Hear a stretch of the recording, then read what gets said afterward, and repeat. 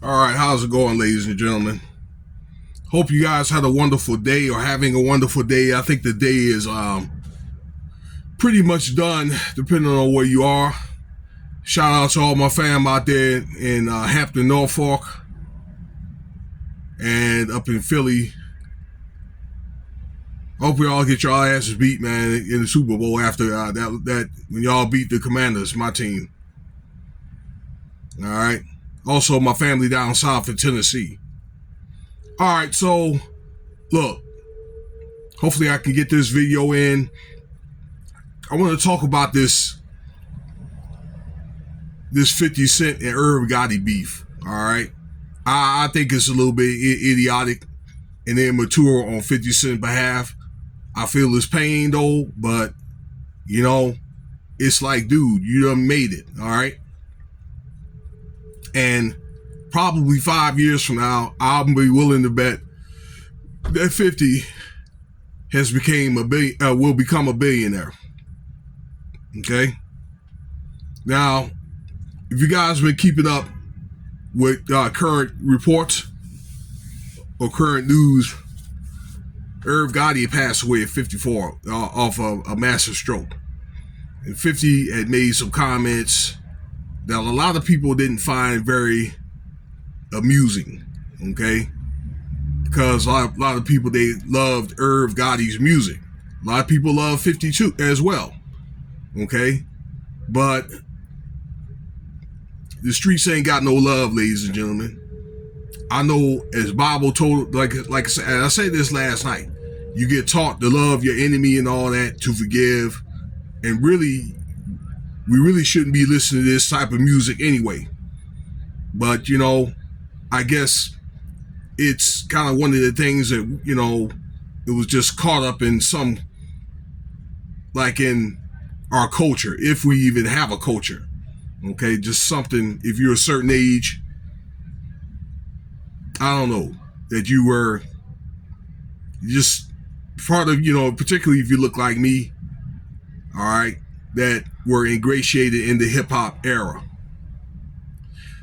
But anyway, let me get back to the comments here, okay? And was beef between 50 and Irv Gotti. And this beef spans back like 20, 30 years, ladies and gentlemen, okay? That's what I wanted to say. It spans back probably to like about close to the middle 90s. Probably want to guess 93, 94, and maybe even before that. Okay, because there was a girl from the Bronx, a young lady from the Bronx I was speaking with today at the airport, was saying that, you know, the Spanish, they were dealing drugs back in the day. Okay, but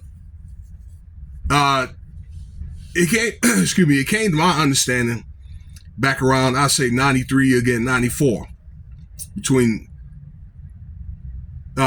Supreme, McGriff, Gotti, because back then when 50 was trying to get on initially, he came to Irv Gotti, and Irv Gotti didn't put him on, okay, for whatever reason.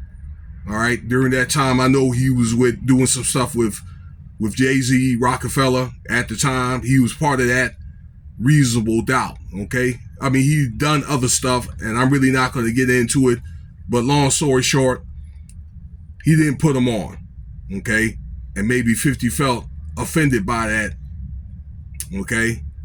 And somewhere around that time, 50 was popped up like 9 times, and he felt that Supreme McGriff had something to do with that, okay? If you guys don't know, Supreme McGriff, old school guy, he was part of the 7 Crowns, okay, in New York, all right, where a very powerful group, okay, very powerful gang and all that. Eventually, they got busted up back in '88 after a cop was off during like during like a routine I'm trying to think, like a routine surveillance in the neighborhood where they're at. I believe they were in Queens. All right. So it spans back then, ladies and gentlemen. And 50 was freelancing until he was able to get on with Dr. Dre. Okay. And then that's when he took off, probably in the 2000s, early 2000s, when he, took off once again. Okay. And it's one of the things that kind of re-sparked in around the middle of 2000s with Supreme, because it had got out. Okay. Supreme had got out and joined Irv Gotti them. Okay. When they were making a video in Ja Rule.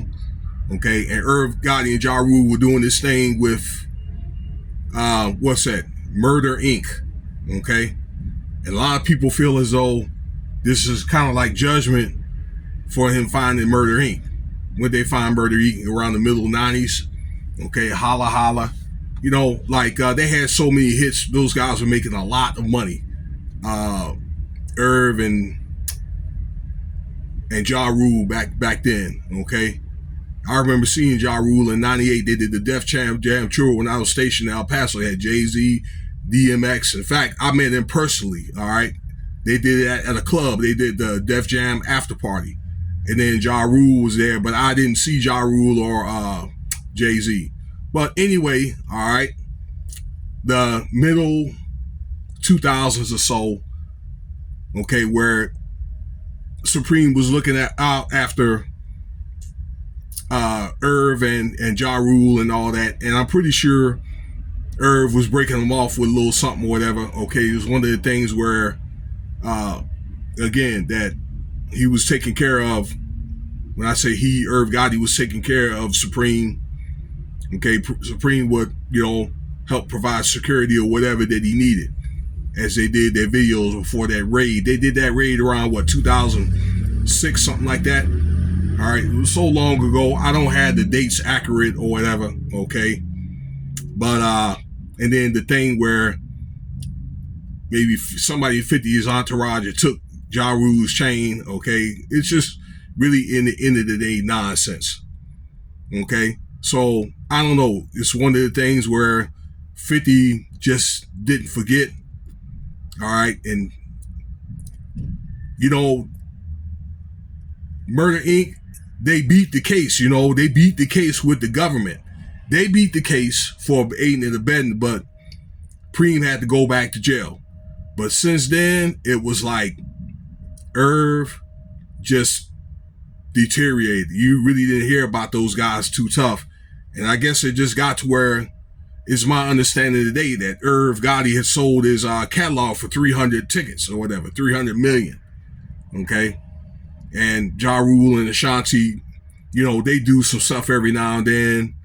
All right. Ashanti got married and had a baby to Nelly. And it's also thought too where Irv and Ashanti had something going on. All right. And she might have broke his heart. You know what I'm saying? I mean, and one of the things that affected, to get with Nelly. And then next thing you know, Nelly put a baby in her. So, he probably went through some things, hard times, hard living, drugs, allegedly, alcohol, poor diet. That's the way a lot of these guys live and so forth. Okay. 50, he's doing big things or whatever. Okay. So I think that he came through a higher door than Irv Gotti. Okay. But it's going to get to a point where, I know that, those comments were jacked up, but 50, he going to have to stand for judgment too. All right. For going through that door as well. So success is going to come with a price. All right. He going to meet his maker too.